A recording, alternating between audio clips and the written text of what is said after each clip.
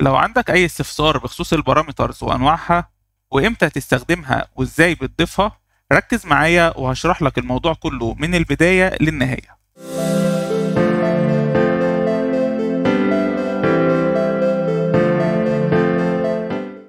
أهلا بيكم على قناة عدل تيوب. معاكم مهندس جرجس عدلي، سينيور إلكتريكال تكنيكال أوفيس إنجينير، والنهاردة إن شاء الله هنتكلم مع بعض عن كل ما يخص البارامترز في برنامج الريفت. أول حاجة عاوزين نعرفها إيه هي البارامترز. البارامترز هي اللي بتحدد مواصفات أي عنصر جوه الموديل. بمعنى آخر هي بيانات بنوصف بيها العنصر جوه الموديل. يعني مثلا لو بنتكلم على الأبواب فطول وعرض الباب دي بارامترز للباب.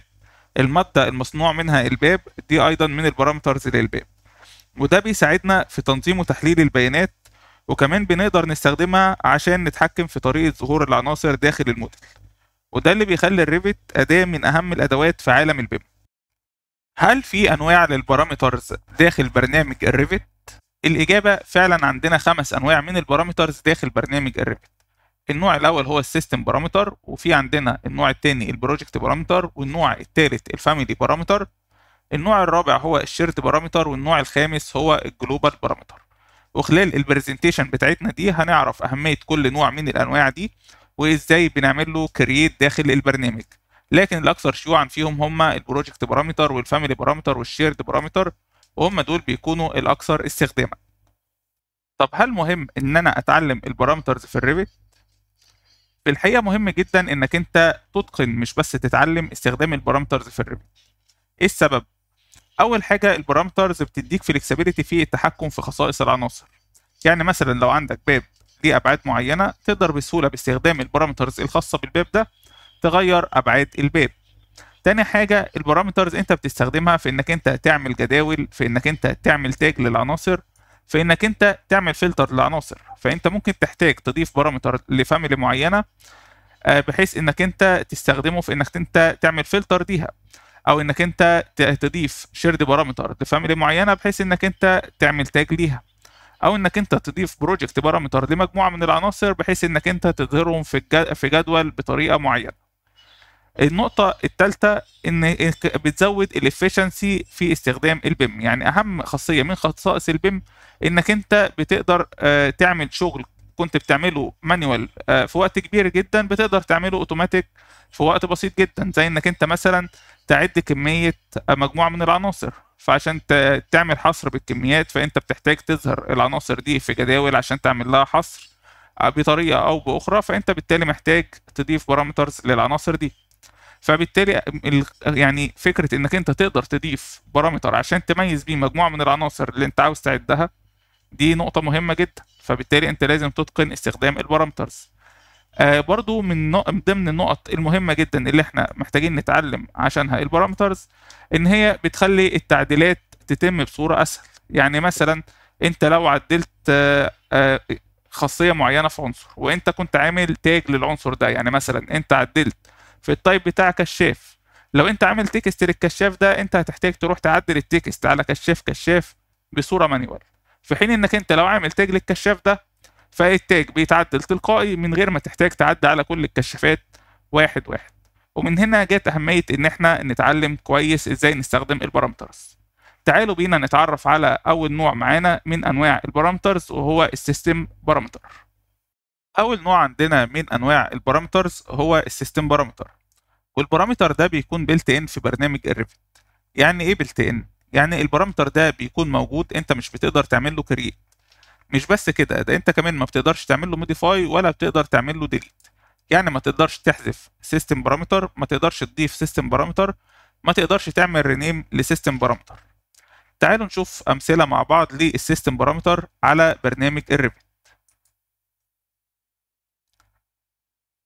لو انت فتحت مشروع من المشاريع الخاصه بالريفت ووقفت على اي سبيس زي ما انا واقف كده على السبيس دي، هتلاقي في عندك في السبيس في بارامتر اسمه روم نمبر. لو انت وقفت على البارامتر ده بتلاقي مكتوب اهو بيلت ان بارامتر.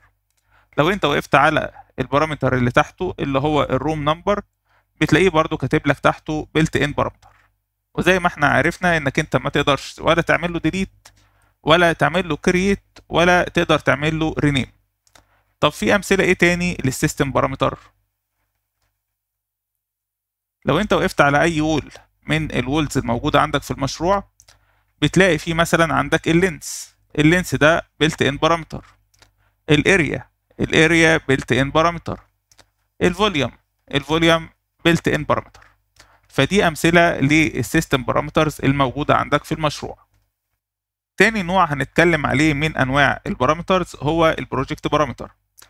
البروجكت بارامتر بيكون يوزر ديفايند بارامتر. يعني ايه يوزر ديفايند بارامتر؟ يعني انت اللي بتضيفه عندك في المشروع. والبروجكت بارامتر زي ما هو واضح من اسمه بيكون خاص بمشروع معين، يعني ما اقدرش استخدمه في اكتر من مشروع، لا انا بعمل له كرييت في المشروع اللي انا شغال فيه.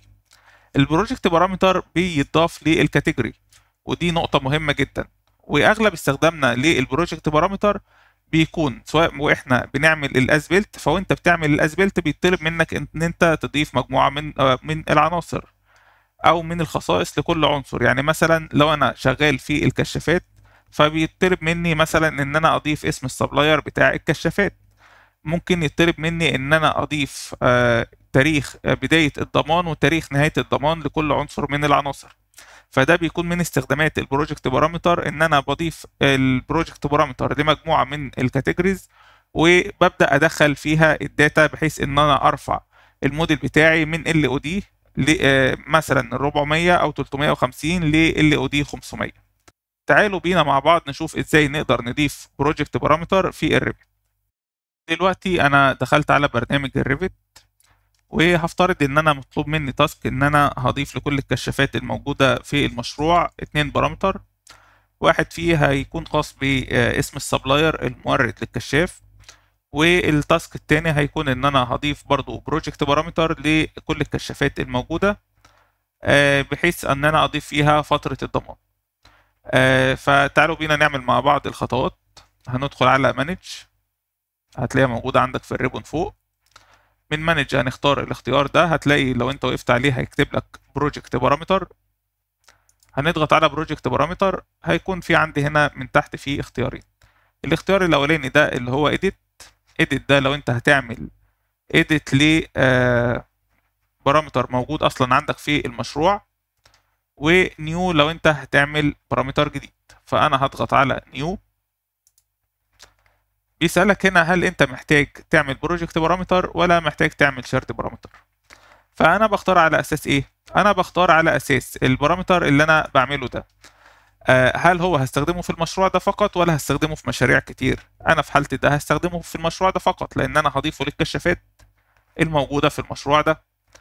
طب هل البارامتر ده هيكون خاص بكاتيجوري كاملة؟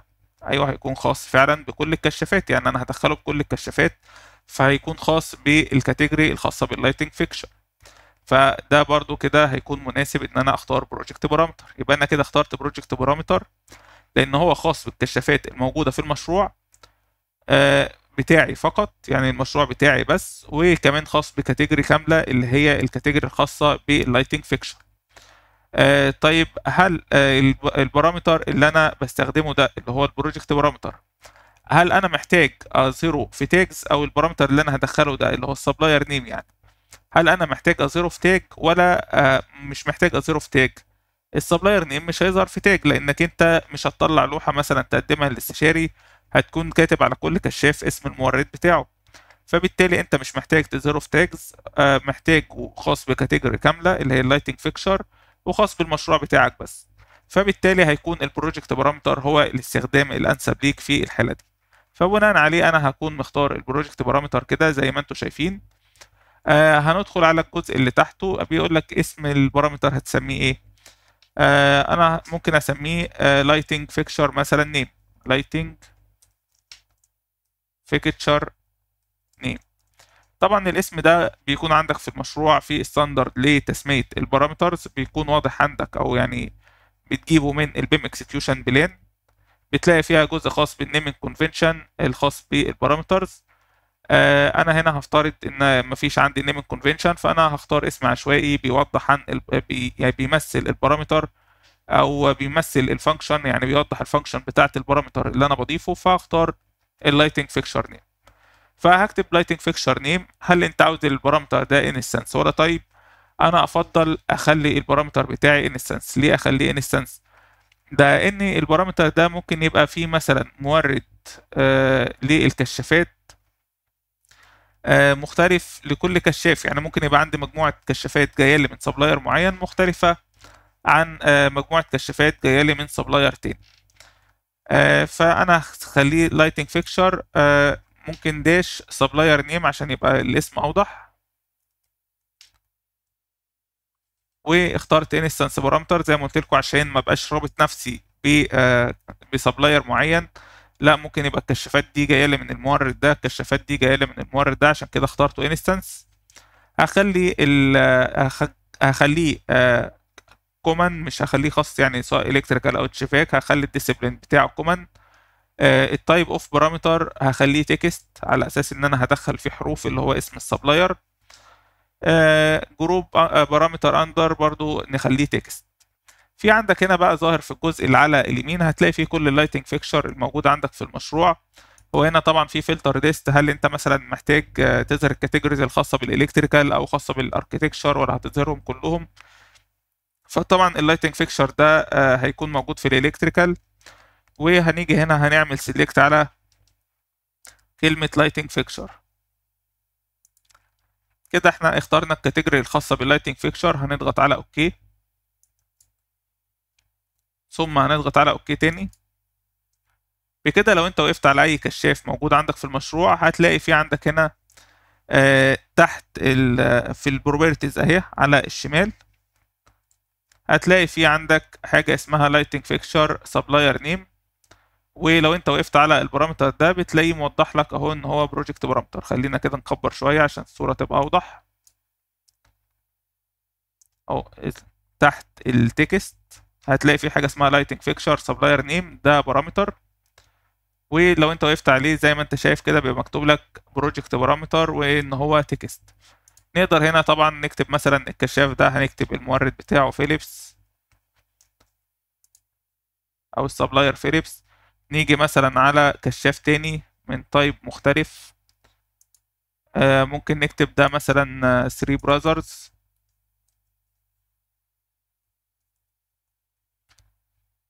طب هل انا محتاج اعدي عليهم واحد واحد؟ لا، مش محتاج تعدي عليهم واحد واحد.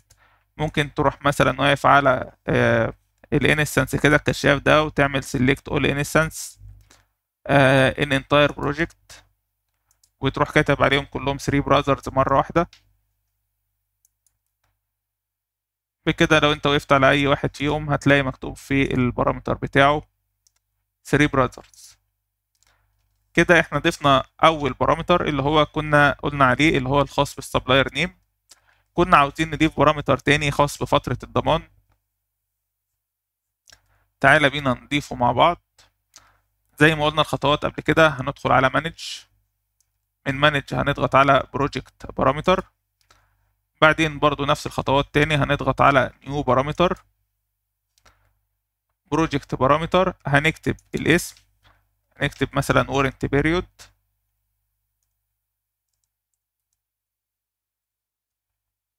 ونخليها instance بارامتر برضو common.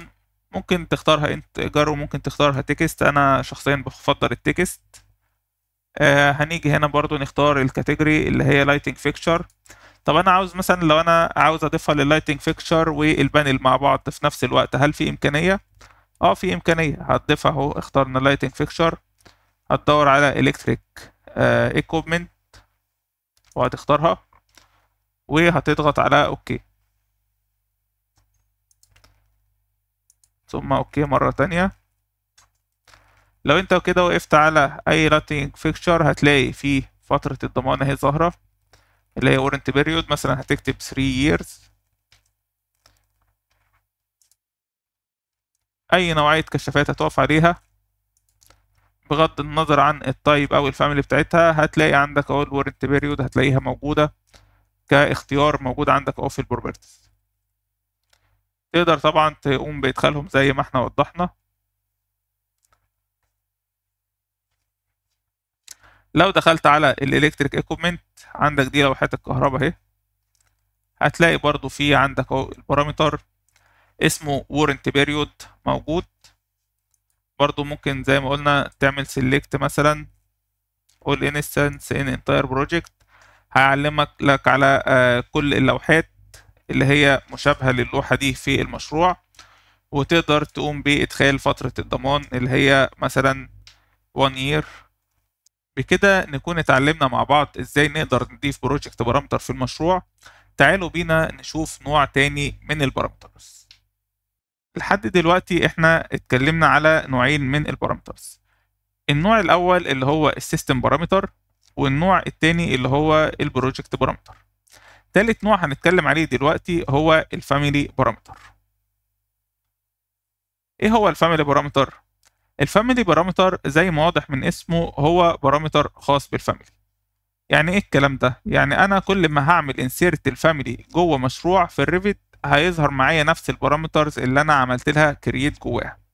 طب انا بضيف الفاميلي بارامتر ده فين؟ الفاميلي بارامتر بتعمل له كرييت داخل الفاميلي نفسها، يعني وانت بتعمل كرييت للفاميلي بتضيف الفاميلي بارامترز اللي انت محتاجها، او لو انت محتاجت فاميلي بارامتر اثناء ما انت شغال في المشروع فبتعمل اديت للفاميلي دي وبتضيف الفاميلي بارامتر اللي انت محتاجه. فهو زي ما قلنا خاص بالفاميلي، ولو عملت انسرت للفاميلي دي داخل اي مشروع هيظهر معاك الفاميلي بارامترز الخاصه بيها. طب ازاي اقدر اضيف الفاميلي بارامتر؟ تعال نشوف الكلام ده على برنامج الريفت. لو دخلنا مع بعض على برنامج الريفت ووقفنا على اي فاميلي هيكون ظهر عندك هنا في الجزء الخاص بالبروبرتيز على الشمال الانستنس بارامتر الخاصه بيها. لو دخلت على edit type هيكون ظهر عندك هنا التايب بارامترز الخاصه بيها. طيب ازاي اقدر اضيف انستنس بارامتر او تايب بارامتر للفاميلي؟ لو وقفت على الفاميلي وضغطت على edit family وبعدين هنا دخلت على الفاميلي تايبس هتلاقيها ظاهر عندك هنا في الريبون على الشمال من فوق. هيكون ظهر عندك هنا الاختيارين اللي اتكلمنا عليهم قبل كده، الاختيار الاول edit لو انت عاوز تعمل edit في بارامتر موجود، والاختيار التاني new لو انت عاوز تضيف بارامتر جديد. فانا هضيف بارامتر جديد. هل انت عاوز تضيف فاميلي بارامتر ولا شيرد بارامتر؟ هختار فاميلي بارامتر. النيم بتاعه ايه؟ هفترض ان انا عاوز اكتب تكست اكتب فيه الهايت بتاع الكشاف، فهكتب هايت وهخلي الديسبلين كومن وهختار التايب اوف بارامتر هختاره تكست عشان اكتب فيه براحتي. هل انت عاوز تخليه تايب بارامتر ولا انستنس بارامتر؟ انا هخليه انستنس بارامتر. ممكن حتى نكتب جنبه كلمة instance عشان يبقى مميز نبقى عارفين ان ده البارامتر اللي احنا ضفناه، وهضغط على اوكي. دلوقتي انت هتلاقي تحت تكست هنا ضاف عندك في الفاميلي حاجة اسمها height dash instance وبين قوسين default.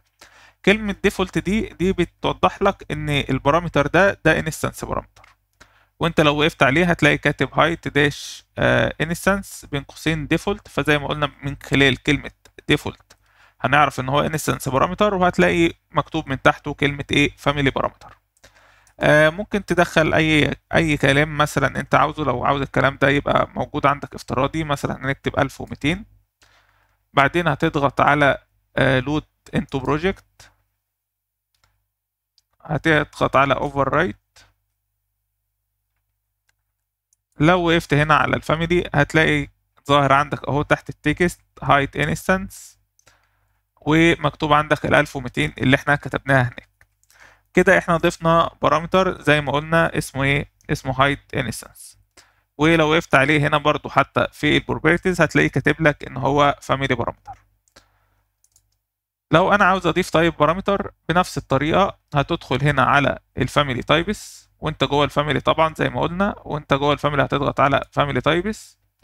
بعد كده هتضغط على نيو بارامتر وبرضو نفس الاختيار اللي هو فاميلي بارامتر، وهتختار هنا تايب بارامتر.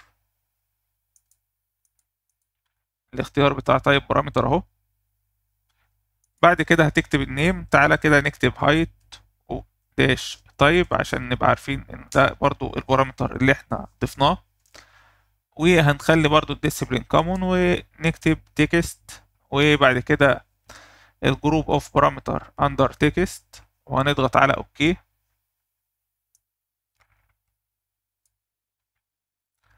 لو لاحظت هنا هتلاقي الهايت بارامتر اللي هو طيب مفيش جنبه كلمة ديفولت. لو انت عاوز تكتب مثلا اي رقم موجود هنا 130 ده كده اللي هيظهر لنا باي ديفولت في المشروع. هتضغط على اوكي، بعدين هتضغط على load into project overwrite existing version. لو وقفت هنا ثم ضغطت على edit type، اخترت الفاميلي وضغطت على edit type، هيكون ظهر عندك البارامتر الجديد اللي هو اسمه height dash type ومكتوب جنبه ال 130 اللي احنا كتبناها قبل كده. لو غيرت برضو عشان يعني اوضح لك الفرق بين الانستنس بارامتر والتايب بارامتر، دول اتنين فاميليز اهم من نفس التايب، يعني دول تو انستنس تبع نفس التايب. لو انت وقفت على دي اهو الهايت داش انستنس هنا مكتوب 120، ممكن اخليه هنا 150 مثلا، هتلاقي ده بقى 150 في حين ان اللي جنبه مكتوب لسه 120 زي ما هو، لان ده انستنس بارامتر بيكون خاص بكل عنصر على حدة. اما لو وقفت على الفاميلي وضغطت عليها edit type وكتبت هنا الرقم ده كتبته 2000، هتلاقيه اتغير في كل التايب بالكامل، هتلاقيه مكتوب 2000. يعني لو انت وقفت على ده اهو edit type 2000 وقفت على الكشاف ده وضغطت على edit type هتلاقيه 2000، فالتايب بالكامل هتلاقي فيه البارامتر بقى مكتوب 2000. فالتايب بيتغير البارامتر في التايب بالكامل، لكن الانستنس بيكون ظاهر في كل انستنس على حدة مش مرتبط ببعضه. وبناء على النقطة دي انت بتقدر تحدد هل البارامتر اللي انت محتاج تضيفه هل هو انستنس بارامتر ولا تايب بارامتر. انستنس بارامتر لو محتاجه خاص بانستنس واحد فقط او عنصر واحد فقط، لو غيرت فيه ما يأثرش في باقي العناصر. طيب بارامتر لو انت عاوز بدل ما تعدي على واحد واحد او كشاف كشاف او اليمنت اليمنت تغير في الرقم فيتغير في التايب بالكامل، فبتختاره ان هو يبقى تايب بارامتر. بكده نكون عرفنا ازاي نضيف فاميلي بارامتر داخل المشروع سواء انستنس او تايب. تعالوا نتكلم على نوع جديد من البارامترز. نراجع مع بعض البارامترز اللي احنا اتكلمنا عليهم لحد دلوقتي. اتكلمنا على السيستم بارامتر وعرفنا ان هو بارامتر بيلت ان بيجي موجود في البروجكت عندك، انت ما بتقدرش تضيفه او تعمل له موديفاي او تعمل له رينيم. البروجكت بارامتر وعرفنا ان هو بارامتر خاص بالبروجكت، بيكون خاص بالبروجكت بتاعك فقط، بتضيفه للكاتيجوري وكمان ممكن تظهره في السكادول لكنه ما بيظهرش في التاجز. اتكلمنا كمان على الفاميلي بارامترز وعرفنا ان هي بتكون خاصة بالفاميلي، ولو عملت انسيرت للفاميلي دي داخل اي مشروع تاني بيكون نفس البارامتر ده موجود فيها طالما انت ضفته في الفاميلي دي. دلوقتي هنتكلم عن رابع نوع من البارامترز معانا وهو الشيرد بارامتر، والنوع ده مهم جدا جدا لان احنا ممكن نستخدمه في اكتر من حاجة. فتعالوا نتكلم مع بعض على الشيرد بارامتر ونشوف نقدر نستخدمها في ايه. من اهم مميزات الشيرد بارامتر انها كاستم بارامتر. كاستم بارامتر معناها انها بارامتر انا اللي بعمل له كريت. تاني حاجة انها بتكون شيرد بارامتر زي ما هي واضح من اسمها. يعني ايه شيرد بارامتر؟ يعني انا اول حاجة اقدر استخدمها في اكتر من فاميلي، تاني حاجة اقدر استخدمها في اكتر من مشروع. طب انا بقدر اعمل كده ازاي؟ اقدر اعمل كده ان احنا بنسيب الشيرد بارامتر في external txt فايل، يعني ملف خارجي منفصل بيكون الامتداد بتاعه .txt، بيكون فيه سيفد كل الشيرد بارامترز اللي انت بتعمل لها كرييت في المشروع.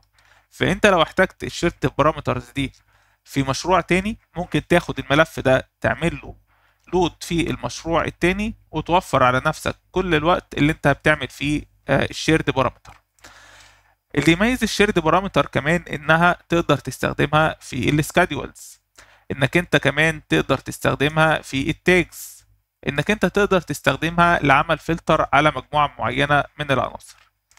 وللمميزات دي الشيرد بارامترز مهمة جدا جدا جدا، ومهم جدا انك انت تكون متعلمها ومحترف فيها كمان. طب ازاي اقدر اضيف شيرد بارامتر في المشروع او في الفاميلي بتاعتي؟ تعالوا بينا نتعلم مع بعض ونشوف الكلام ده من خلال برنامج الريفت. دلوقتي احنا دخلنا مع بعض على برنامج الريفت، وافترض ان انا محتاج اضيف شيرد بارامتر لمجموعة الكشافات اللي ظاهرة قدامي دي. فانا قدامي طريقتين عشان اضيفه. اول حاجة من خلال الفاميلي نفسها، تاني حاجة من خلال البروجكت نفسه. فتعالوا في الاول نتعلم ازاي ممكن نضيفه من خلال البروجكت. من خلال البروجكت هتدخل على مانج، ظاهرة عندك فوق في الريبون. بعد كده هتختار هنا شيرد بارامتر. بعدين اول اختيار هتختاره هتحدد اللوكيشن اللي انت هتسيف فيه الملف بتاعك اللي هو هتحط فيه الشيرد بارامترز، اللي هو الدوت تي اكس تي فايل اللي احنا اتكلمنا عليه. فانا بالنسبه لي عامل ملف حطه عندي هنا اسمه شيرد بارامترز. لو انت محتاج تعمل الملف من جديد هتضغط على كرييت، وهتختار اللوكيشن اللي انت هتعمل فيه سيف للشيرد بارامتر، والملف زي ما انت شايف كده دوت تي اكس تي فايل، وتسميه اي اسم مثلا شيرد بارامتر. ويفضل ان الشيرد بارامتر ده تعمله على السيرفر الخاص بالشركة، بحيث انت وزمايلك تشتغلوا كلكم على ملف واحد يكون فيه كل الشيرد بارامترز الخاصة بالمشروع. كده احنا عملنا اول خطوة، ان احنا عملنا كرييت لملف نحط فيه الشيرد بارامترز. الخطوة التانية انك انت بتعمل جروب. فانا هعمل دلوقتي ضغطت على نيو جروب، الاختيار اهو برضو عشان اللي ما شافهاش يقدر يشوفها مرة تانية. نيو، وهنسمي الجروب ده مثلا سويتشنج داتا.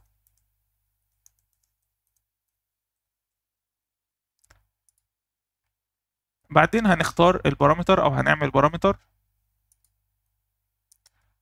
نسمي البارامتر مثلا سويتش اي دي عشان نميزه عن التاني اللي احنا هنعمله كمان شوية.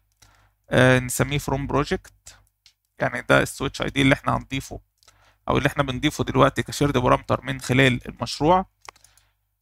هنخليه كومون زي ما هو، ونخليه تكست، يعني نخلي التايب اوف بارامتر تكست عشان نكتب فيه اللي احنا محتاجينه. وهنضغط على اوكي. كده انت عملت كرييت للبارامتر، هتضغط على اوكي مرة تانية. برضو انت كده يعني ايه انهيت عمل البارامتر. لو انت جيت وقفت هنا على الكشاف هتلاقي مفيش اصلا بارامتر اهو تحت التكست، مفيش بارامتر اسمه سويتش اي دي. طبعا ده طبيعي لانك انت ضفت البارامتر في المشروع لكن ما ضفتوش داخل الفاميلي. طب انا عاوز اضيفه داخل الفاميلي، هعمل ايه؟ هتضغط على الفاميلي، بعدين هتختار edit family، بعدين هتدخل هنا على الفاميلي تايبس، هتضغط على نيو بارامتر يعني، وهتختار شيرد بارامتر. هتضغط على سيلكت، هيكون ظاهر عندك ان هو دي الجروبس اللي انت عاملها، وهتكون ظاهر عندك هنا سويتش اي دي فروم بروجكت. هتضغط على اوكي. انت كده ضفت البارامتر داخل الفاميلي دي.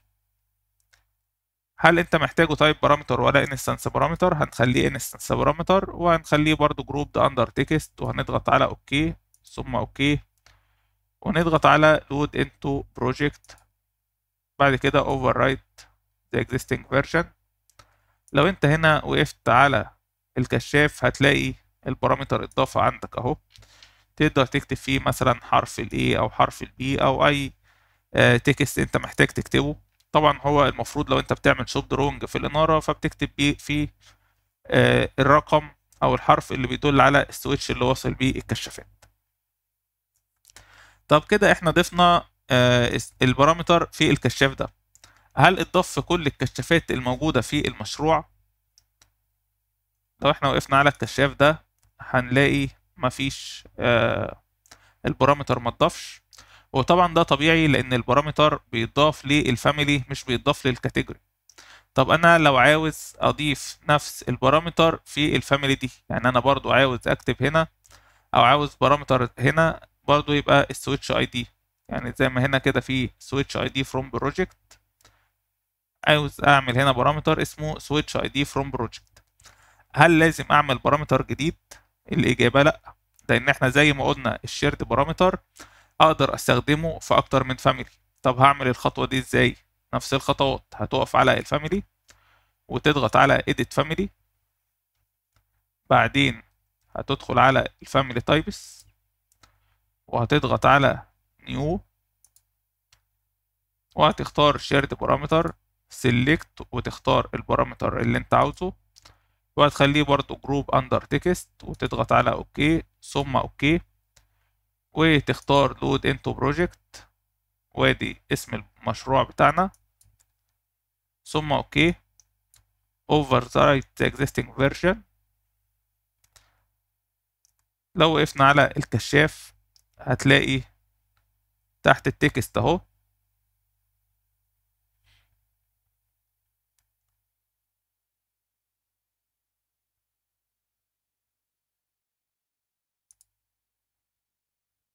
هو انا ما خليتوش انستنس، خليته تايب، نسيت احوله لانستنس. عموما لو عاوزين نعدله بسيطة وكويس برضو عشان تشوفوا معايا خطوات التعديل، هتدخل على الفاميلي تايبس نفس الفاميلي بتاعت الكشاف، هتدخل على الفاميلي تايبس ادي سويتش اي دي فروم بروجكت، هتضغط على edit. لما تضغط على edit بدل ما هي تايب هتختار انستنس وتضغط على اوكي ثم اوكي وهتضغط على لود انتو بروجكت وادي اسم المشروع بتاعنا. وعلى الفكرة المشروع ده هو المشروع البيزك اللي هو نازل مع الريفت، يعني ده مشروع اصلا موجود في الريفت عاملاه اوتوديسك عشان اللي عاوز يشتغل عليه او يجرب عليه.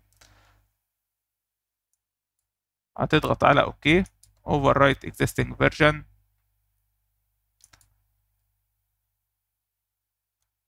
هتلاقي اهو switch ID from project. اللي عاوز المشروع ده، يعني برضو عشان تكونوا عارفين، اللي عاوز المشروع ده يقدر يجيبه لو انت دخلت على فايل open project، تدخل على ملف السي عندك، بعدين هتدخل على بروجرام فايلز، هتدخل على اوتوديسك، هتختار ريفت 2023 او الفيرجن اللي انت شغال عليها. هتلاقي في عندك هنا ملف اسمه سامبلز، ده هتلاقي فيه المشاريع اللي هي بتنزل لك كسامبل مع الريفت لما بتسطب الريفت بحيث تقدر تجرب عليها او تشتغل عليها. انا المشروع اللي شغال عليه اللي هو الار ام اي بيزك سامبل. انت حتى لو مش موجود عندك الملف ده او ما نزلش في التسطيب بتاعك مع الريفت برضو ممكن تعمل له داونلود اونلاين من خلال الانترنت. هتعمل برضو بحث على السامبل بروجكت فور ريفت وهتنزل لك تقدر تنزل المشاريع دي اللي هي سامبل من اوتوديسك موجودة على الموقع بتاعهم. وانا برضو هضيف لك في الديسكريبشن بتاع الفيديو رابط تقدر تحمل منه المشروع ده، بس طبعا ما تنساش تحمل فيرجن مناسبة لفيرجن الريفت اللي انت شغال بيه. كده احنا عرفنا ازاي نقدر نضيف شيرد بارامتر من خلال البروجكت. طب انا لو عاوز اضيف شيرد بارامتر من خلال الفاميلي اقدر اعمل الخطوة دي ازاي؟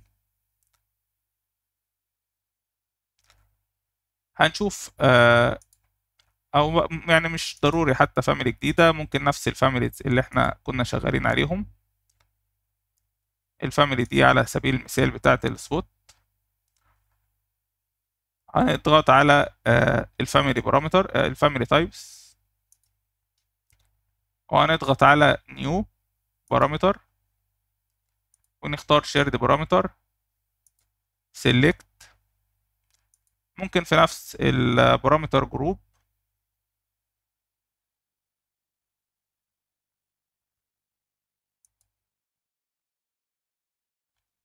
هنضغط على edit. لو انت عاوز تعمل جروب جديد هتعمل جروب من هنا. لو انت عاوز في نفس الجروب خلاص هتضغط على نيو بارامتر. فانا يعني هخليها في نفس الجروب عادي واضغط على نيو واكتب اسم البارامتر. هكتب switch id from family وهنخليه common ونضغط على text. بعد كده هنضغط على اوكي ثم هنختار اوكي مرة تانية وهنخليه instance بحيث يظهر تحت البارامتر التاني ونضغط على اوكي. هما الاتنين هتلاقيهم ظاهرين تحت بعض هنا في الفاميلي. هنضغط على load into project overwrite existing version.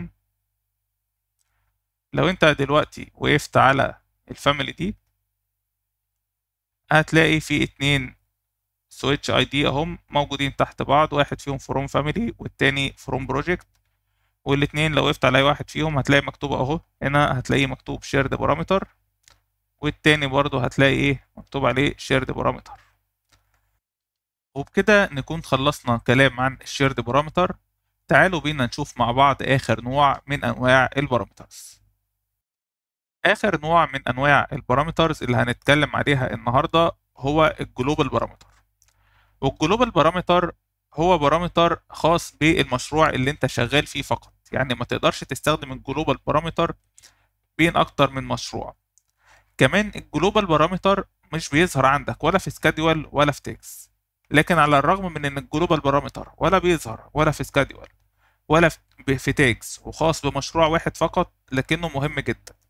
طب ايه هي اهمية الجلوبال بارامتر وازاي نقدر نستخدمه؟ تعالوا مع بعض نشوف استخدامات الجلوبال بارامتر من خلال برنامج الريفت. من اهم استخدامات الجلوبال بارامتر عندنا في المشاريع هي اننا نخلي البعد بين إيليمنت معين والحيطة يكون بعد ثابت. فلو احنا عندنا مثلا مجموعة معينة من الكشافات زي الكشافات اللي ظاهرة قدامنا، هنلاحظ المسافة بين الكشاف ده والحائط مختلفة عن المسافة بين الكشاف ده والحائط ونفس الكلام في الجهة التانية. طب احنا لو حابين نعمل الاين للكشافات دي مع بعض ونوحد المسافة بين كل كشاف والحيطة، نقدر نعمل ايه؟ تعالوا في الاول نحط دايمنشن بين كل كشاف والحيطة عشان نلاحظ المشكلة الموجودة عندنا.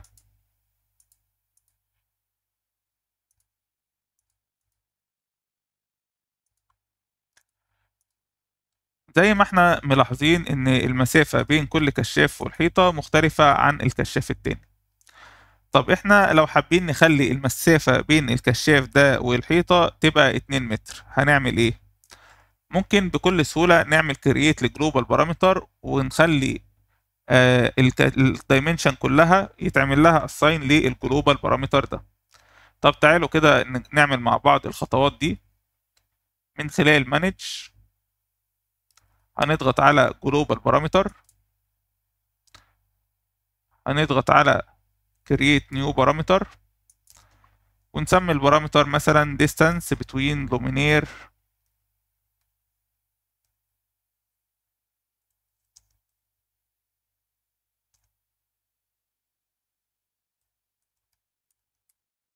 and wall ونخليه common ونخليه length ونضغط على اوكي. وهنكتب المسافة اللي احنا عاوزينها اللي هي 2 متر ونضغط على اوكي. كده احنا عملنا create للبارامتر. هنضغط على الدايمنشنز بتاعة الكشافات اللي احنا عاوزين نحركها. هيكون ظاهر عندك هنا من فوق زي ما انت شايف كده مكتوب ليبل.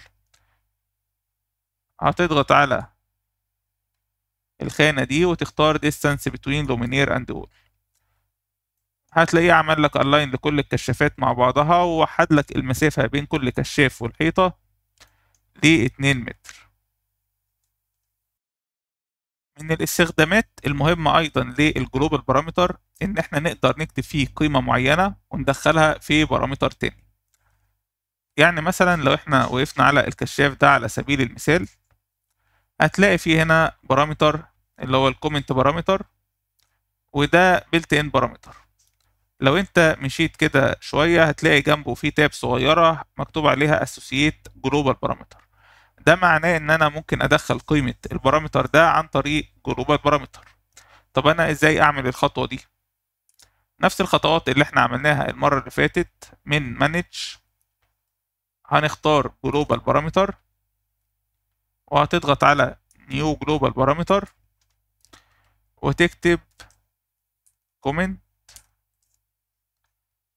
ده اسم البارامتر، ونخليه common. بس طبعا التايب اوف بارامتر هنخليه تكست لان احنا حابين نكتب فيه كلام، وهنضغط على اوكي. ده كده الكومنت. هنفترض ان انا عاوز اخلي مثلا الكومنت ده هكتب فيه اذا كان الكشاف ببطارية او بدون، فانا هكتب هنا with battery. ده معناه ان انا لو عملت assign للبارامتر ده جوه الكومنت بارامتر هتتكتب لي الكلمة دي اللي هي with battery. هنضغط على اوكي. هنيجي هنا نختار الكشاف، هنلاقي الكومنت اهو. هتضغط على المربع الصغير ده وتضغط على البارامتر اللي هو اسمه كومنت. كده انت بتعمل اساين للجلوبال بارامتر ده داخل البيلت ان بارامتر اللي كان موجود في الاول، ونضغط على اوكي. هتلاقيه كتب لك هنا جنبها with battery. طب دي مهمة في ايه؟ لو انت هتختار مثلا عدد كبير من الكشافات، كشاف هنا في كل اوضة، على اساس مثلا يبقى فيه كشاف ببطارية في كل غرفة، وممكن تبقى الكشافات دي حتى من فاميليز مختلفة، مش شرط كلهم نفس الفاميلي. تقدر بخطوة واحدة، يعني أنا كده عملت سيلكت أهو لعدد 8 كشافات، تقدر بخطوة واحدة تعمل لهم كلهم assign لنفس البارامتر، هيتكتب كلهم عندهم في الكومنت with battery. من ضمن برضو مميزات النقطة دي إن ده كإنستنس بارامتر ممكن أي حد يمسحه عن طريق الخطأ، لكن أنت كده مخليه مقفول. لو حد ضغط عليه أو حاول يمسحه مش هيمسحه عن طريق الخطأ. طبعا محتاج لو هو عاوز يشيل البارامتر ده هيضغط برضو على المربع الصغير، وبدل ما كان واخد البارامتر اللي هو كومنت هيختار none، وبكده يقدر يعدل فيه. لكن بدون النقطة دي مش هيقدر يعدل فيه. فده برضو بيديك سكيورتي اكتر ان محدش هيدخل يعدل في قيمة البارامتر بتاعك بدون ما يقصد. من ضمن برضو استخدامات الجلوبال بارامتر ان انا اقدر استخدمه عشان اظهر او اخفي مجموعة من العناصر. يعني زي ما واضح عندي هنا، انا هنا كنت عامل بانل او فاميلي للوحة كهرباء. اللوحة دي كنت انا حاطط فيها يس نو ونو بارامتر او فيزابيليتي بارامتر، بحيث ان انا اقدر لو ضغطت عليه هنا هيخفي لي اللوحة، لو انا ضغطت عليه هنا هيظهر اللوحة. فبفرض ان انا عندي مثلا دي رسمة الانارة، وانا عاوز اخفي اللوحات الاخرى الخاصة مثلا بالباور بحيث ما تبقاش الرسمة عندي زحمة، عاوز اللوح بس الخاصة بالانارة هي اللي تظهر. فبدل ما اعدي عليهم لوحة لوحة وافضل اخفي اللوحات الخاصة بالباور واسيب اللوحات الخاصة بالانارة، ممكن استخدم الجلوبال بارامتر عشان احدد النقطة دي. طب انا ازاي استخدمه؟ نفس الخطوات اللي فاتت. هتدخل على مانج، بعدين هتختار جلوبال بارامتر، وهتضغط على نيو جلوبال بارامتر، وهتكتب اسم البارامتر. مثلا هنختار هايد بانل، وهنخليه كومن عادي، وهنخليه هنا يس ونو بارامتر، وهنضغط على اوكي. هنا في عندي مربع او تشيك بوكس، لو انا ضغطت عليه هيبقى ظاهر، لو انا سيبته فاضي كده هيبقى مختفي. فانا هسيبه فاضي كده بالشكل ده، بحيث ان انا لما ادي اللوحة البارامتر ده يبقى هيخفيها لي. هنضغط على اوكي. هنيجي هنا مثلا انا عاوز اخفي اللوحة دي، هتعمل لها هنا عندك طبعا زي ما قلنا في مربع صغير هنا جنب ايه البارامتر الموجود، هنضغط عليه ونعمل assign ليها اللي هو hide panel، وهنضغط على اوكي. هنلاحظ ان البانل اختفى. لو انا عاوز اخفي مثلا البانل دي والبانل دي كمان، هضغط عليهم مع بعض كده واختار برضو نفس البارامتر اللي هو hide panel، وهنضغط على اوكي. كده انا قدرت استخدم الجلوبال بارامتر في اني اخفي الاليمنت او العناصر اللي انا مش محتاجها. طبعا الجلوبال بارامتر مش دي بس استخداماته، الجلوبال بارامتر ليه استخدامات كتير. لو عاوز تعرفها برضو ممكن تقوم بالدخول عليه اللي هو الجلوبال بارامتر، وتضغط على نيو.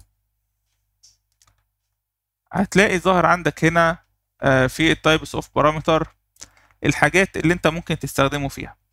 يعني انت مثلا ممكن تستخدمه عشان تحدد اسلوب معين، دي بيستخدموها مثلا الجماعة بتوع الاستراكشر لو عاوز يعمل اسلوب معين للبلاطة. ممكن تستخدمه على اساس تحدد الماتيريال. برضو المهندسين المعماريين بيستخدموا الجلوبال بارامتر عشان يعملوا اساين للماتيريال بتاعتهم لمجموعة معينة من الحوائط. ففي استخدامات كتير للجلوبال بارامتر، عشان كده هو يعني من البارامترز المهمة واللي سهل انك انت تعمل لها كرييت، ولو استخدمتها بتسهل عليك شغل كتير جدا في المشروع.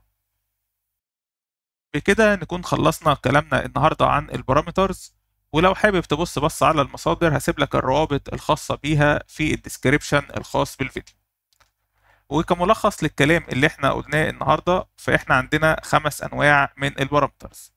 النوع الاول اللي هو السيستم بارامتر، وده بارامتر بيكون بيلت ان وتقدر تستخدمه في التاجز او السكادول. في نوع تاني اللي هو الشيرد بارامتر. الشيرد بارامتر ده برضو لو انت محتاج تعمل تاج او بارامتر يظهر لك في التاجز والسكادول، وبتقدر تضيفه من خلال سواء الفاميلي او من خلال البروجكت. يبقى انا لو محتاج حاجه تظهر لي في التاج والسكادول، يبقى الاختيار بتاعي على طول هيكون هو ايه؟ هيكون هو الشيرد بارامتر. ده لو انا اللي هعمل له كرييت، مفيش بارامتر تاني اقدر اعمل له كرييت هيظهر معايا في التاجز والسكادول غير الشيرد بارامتر. يعني انا بحاول اديك نوتس بحيث تقدر بناء عليها تحدد ايه البارامتر اللي انا اعمل له كرييت. طب انا لو محتاج بارامتر يبقى خاص بالبروجكت فقط ويظهر في الكاتيجوري كلها مع بعض، في الحالة دي هيكون المناسب ليا اكتر هو البروجكت بارامتر. البروجكت بارامتر خاص بالبروجكت، بيظهر في السكادول فقط مش هيظهر في التاجز، وبيكون خاص بالكاتيجوري كلها مع بعض. طب انا لو حابب اعمل بارامتر يكون خاص بالفاميلي فقط ومش محتاجه يظهر لا في جداول ولا في تاجز، لو محتاج حاجة خاصة بفاميلي واحدة بس وما تكونش ظاهرة في جداول ولا في تاجز، لكنها تكون خاصة بالفاميلي، بحيث لو انا عملت انسيرت للفاميلي دي جوه اي مشروع تاني تكون موجودة، فهيكون مناسب ليا في الحالة دي ايه؟ الفاميلي بارامتر. الفاميلي بارامتر هو الانسب ليا. الجلوبال بارامتر زي ما احنا كنا اتكلمنا عليه بيكون خاص بالبروجكت فقط، ومش بيكون خاص في الفاميلي، ومش هيظهر ولا في تاجز ولا في سكادول، لكن انا ممكن استخدمه في حاجات هتفيدني جدا في المشروع بتاعي، زي مثلا ان انا اعمل اساين لقيمه معينه او لفاليو معينه داخل مجموعه من الدايمنشن. فلو انا محتاج اعمل حاجه زي كده فهيكون مناسب ليا الجلوبال بارامتر. وبكده احنا خدنا معلومات كافيه عن البارامترز، واتكلمنا ايضا عن الفاميليز وانواعها في فيديوهات سابقه، وعرفنا ازاي نقدر نحملها من خلال مواقع مختلفه. باذن الله بدايه من الفيديو الجاي هنتعلم مع بعض ازاي نقدر نعمل فاميلي جديده، كرييت لفاميلي كامله فروم سكراتش. فتابعونا في الفيديو الجاي، والى اللقاء.